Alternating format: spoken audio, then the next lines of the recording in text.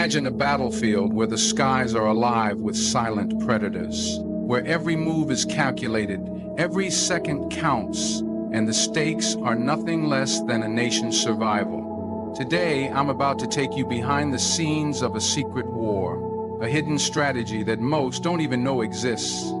This isn't just about jets and missiles. It's about vision, courage, and a master plan that has kept Pakistan's air defense one step ahead of a much larger rival. Stay with me, because what you're about to hear will change the way you see modern warfare forever.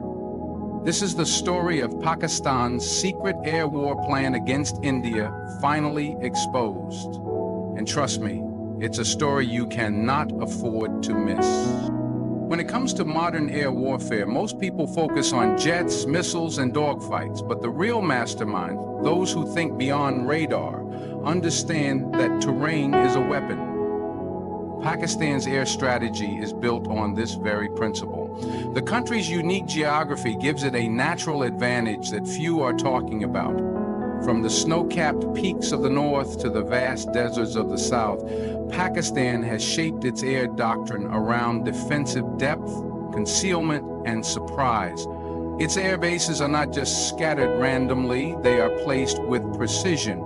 Some buried in mountains, others hidden in remote valleys, all designed to survive a first strike and retaliate with force. Unlike flat battlegrounds where everything is exposed, Pakistan uses the elevation and isolation of its terrain to protect its air assets. Northern bases like Skardu offer both altitude and natural defense, allowing fighter jets to launch from a position of superiority. Deep inside the country, strategically placed bases in places like Quetta and Jacobabad serve as fallback zones, safe from immediate reach, yet capable of rapid deployment. These layers create a form of strategic depth that frustrates even the most aggressive plans of an enemy. In war games and simulations, this depth is proven critical. If one base is hit, operations continue from another. It's a chessboard, not a battlefield. Pakistan doesn't just defend its sky from the front, it defends in layers, creating redundancy that guarantees operational continuity. This means India or any adversary can't rely on a single decapitation strike. There's no easy win in Pakistan's airspace. Its doctrine assumes the skies will be contested, and every inch of territory is part of that strategy. Even highways and remote strips have been converted into alternate runways, allowing jets to take off and land from unexpected places. It's not just clever, it's survival thinking. This strategy isn't about showing strength through noise. It's about silent preparation, the ability to vanish, reappear, and strike from places you never saw coming. And that kind of power doesn't make headlines, it makes victories. In a region where the balance of power can shift in a heartbeat, Pakistan's Air Force isn't just flying, it's waiting, watching, and mastering the terrain beneath its wings. War isn't always about the bombs you drop or the planes you launch. Sometimes it's about the moves you never made, the targets you let them believe existed, and the shadows you create on their radar. That's where Pakistan's decoy and deception strategy steps into the spotlight. In modern warfare, information is as valuable as firepower. If you can confuse the enemy, mislead their satellites, jam their radars, and make them second-guess every signal, they've already lost half the battle before it even begins. Pakistan has quietly mastered this game, building a playbook that's less about brute force and more about illusion. One of the most powerful weapons in this arsenal is radar jamming. While enemy surveillance aircraft and satellites scan for real-time data, Pakistan's electronic warfare units are trained to manipulate those frequencies, feeding false data, cloaking real movements, and turning the sky into a maze of signals. Fighter jets can vanish mid-flight, bombers can be replaced with dummy formations, and even bases can project activity that isn't actually happening. This forces adversaries to waste time, energy, and ammunition on ghosts media call, then come the decoy operations. From inflatable aircraft on the ground to mobile radar trucks that mimic base activity, Pakistan has employed a range of tools to create an alternate version of reality. When tensions rise, these decoys are deployed with precision, sending false signals that distract, delay, and disorient the enemy. India might think they've locked onto a fleet of jets ready for attack, only to realize too late that they were chasing shadows while the real strike force approached from another vector. That kind of misdirection isn't just clever, it's devastating. Pakistan's air drills often include deception tactics. Jets take off in one direction, disappear from radar coverage, and re-emerge on a completely different path. This unpredictability keeps adversaries guessing and weakens their ability to coordinate a response. And when paired with electronic jamming, it creates a fog of war, digitally and psychologically. The idea is to overwhelm not just their machines, but their mind. All of this operates under one philosophy: control the narrative before the first missile even leaves the ground. Because when the enemy doubts what they see, hesitates to pull the trigger, or targets the wrong site, victory begins to lean toward the one who wrote the script. Pakistan's mastery of deception isn't about pretending to be strong. It's about making the enemy question if they were ever prepared at all. Pakistan's air strategy is not built on reckless aggression or a hunger to strike first. It's built on calculated patience, discipline, and the power of timing. In a region where tensions run high and emotions can spark chaos, Pakistan's Air Force has adopted a doctrine that emphasizes a surprise counteroffensive rather than a first strike. That's not a sign of weakness, it's a sign of control. The idea is simple but powerful. Absorb the shock, study the attacker's rhythm, and then respond with devastating precision when the moment is right. This strategy is about letting the enemy reveal their cards before flipping the table. In the heat of battle, the side that strikes first may seem bold, but the side that strikes smart ends up standing. Pakistan understands this difference deeply. Its doctrine is shaped by the belief that retaliation, not provocation, earns legitimacy on the world stage and clarity in the battlefield. So instead of launching an all-out air assault at the first sign of trouble, Pakistan's system is designed to take the punch, then hit back harder, smarter, and from a position the enemy never saw coming.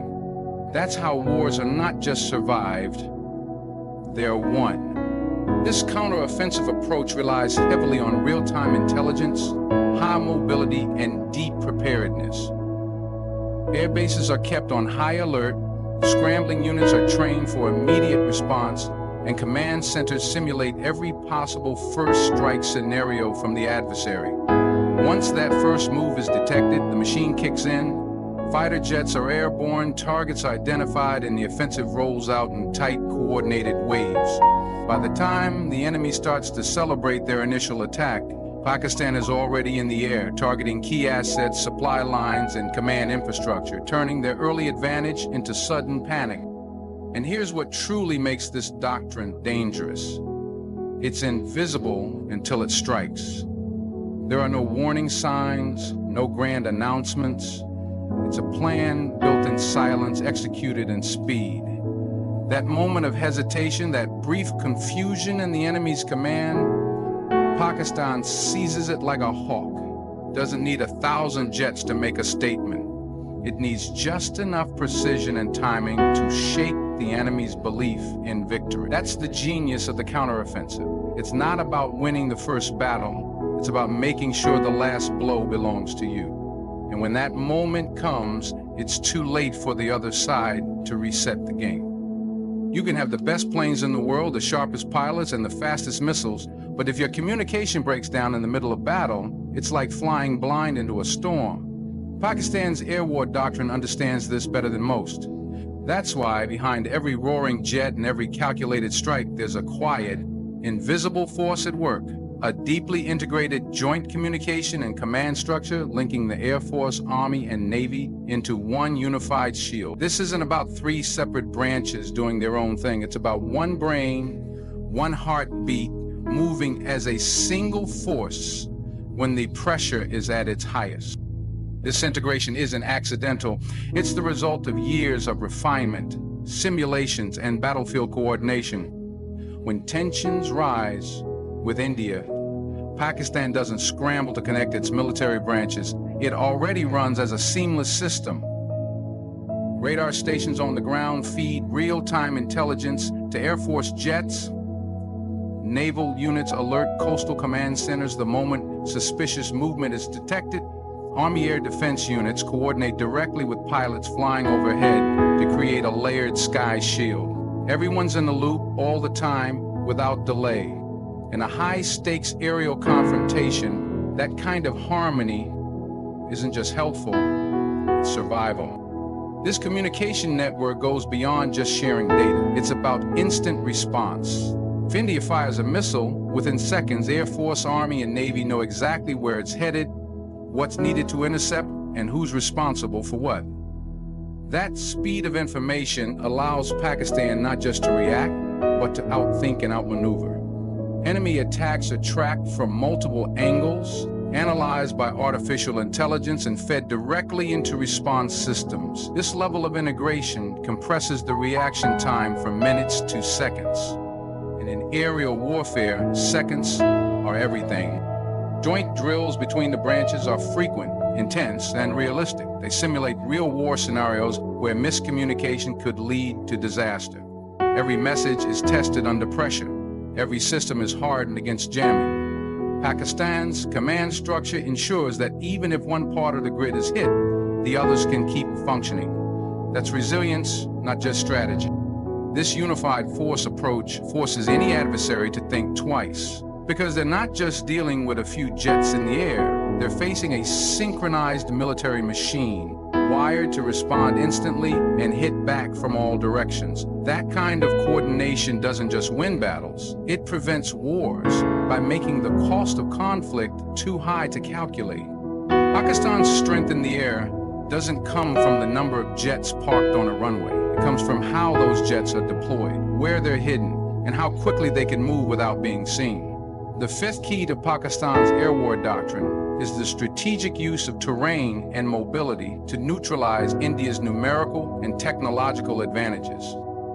It's not about outmatching the enemy head-on. It's about using the land, the sky, and the element of surprise to rewrite the rules of engagement. When you don't have the biggest stick, you learn how to strike from the shadows and disappear before they even know where it came from. Pakistan has quietly turned its landscape into a living defense mechanism. Air bases are strategically scattered, camouflaged, and equipped with underground hangars that are immune to first-wave missile strikes.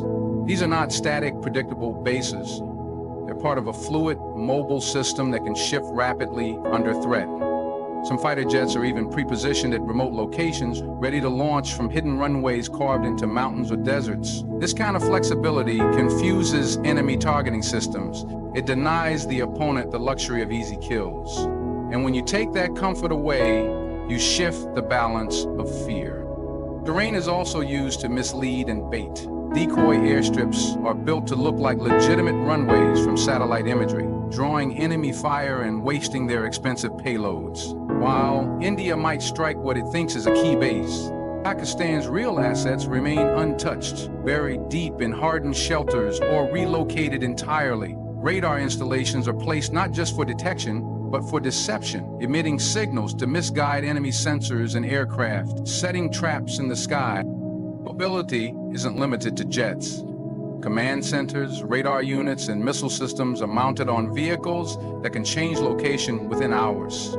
That means the enemy is always chasing shadows, always second-guessing, never certain. And in modern warfare, when your enemy can't pin you down, they can't break your defense. This doctrine thrives on speed, camouflage, and calculated movement. Pakistan knows that it can't afford a prolonged war where the enemy has time to regroup and analyze. So its air strategy is built to strike quickly, reposition rapidly, and keep the enemy in a state of confusion. It's a chessboard where the pieces are always shifting, always hidden, and always one step ahead. This isn't about brute force, it's about battlefield intelligence. And Pakistan has learned how to turn its geography into an unpredictable, unforgiving weapon. In today's world, wars aren't just fought with bombs and bullets, they're fought with bytes, satellites, and surveillance. The sixth key to Pakistan's secret air war doctrine lies in its rapidly growing technological edge, especially in electronic warfare, drones, and early warning systems. These are the eyes and ears of modern combat, and Pakistan has been quietly but steadily sharpening them. Because when you can see the enemy before they see you, when you can jam their communication and blind their radars, you've already taken the upper hand before a single shot is fired. Electronic warfare is no longer science fiction. It's the invisible battlefield where battles are won or lost in milliseconds.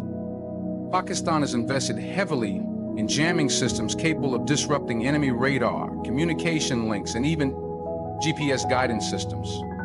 These jammers are mounted on aircraft, ground vehicles, and drones, creating a digital fog that makes it incredibly difficult for enemy forces to coordinate or track targets. In a live conflict, India's precision-guided missiles or surveillance aircraft can suddenly find themselves blind and deaf, unable to operate effectively.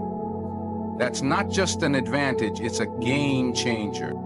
Pakistan's early warning systems have also seen a major leap forward. With airborne early warning and control, AEW&C, aircraft like the Saab 2000 Harrier and the Chinese ZDK-3, Pakistan can scan hundreds of kilometers into enemy territory in real time. These flying radar stations provide a 360-degree view of the battlefield, detecting incoming aircraft or missile launches long before they breach Pakistani airspace. That gives ground crews time to activate defense systems and scramble interceptors with precision. It's about staying ahead of the curve, anticipating threats rather than reacting to them. Then there's the drone strategy. Pakistan has not only developed indigenous drones for surveillance and target acquisition, but also armed variants that can carry out surgical strikes deep behind enemy lines. These drones can loiter silently over critical targets, gather intelligence, and strike with pinpoint accuracy, all while keeping pilots out of harm's way. They're ideal for preemptive strikes, border monitoring, and even disabling enemy radar without triggering a full-scale conflict. This digital edge gives Pakistan a level of asymmetric power where technology multiplies impact without requiring massive numbers. It allows Pakistan to punch above its weight, to challenge a numerically superior foe with precision, tools that level the playing field. And in modern air warfare, it's not just the strongest who wins, it's the smartest, the fastest, and the most connected. In the end, what this secret air war plan reveals is not just a military strategy, but a mindset, one forged by resilience, intelligence, and the will to survive against overwhelming odds. Pakistan's approach is built on patience, precision, and unity, where every jet, every command, and every move is part of a greater design to protect the nation and send a clear message. Strength is not measured by numbers alone, but by the courage to outthink and outmaneuver. As Europe watches closely, it must understand that beneath the surface lies a force ready, capable, and unyielding. This is a story of silent power, of a nation prepared to defend its skies with a strategy as sharp and unpredictable as the winds themselves. Thank you all for your time and attention. May this insight inspire deep understanding and respect for the complexities of defense and strategy in today's world. Good luck to everyone who seeks truth beyond the headlines, and may we all continue to learn and grow stronger together.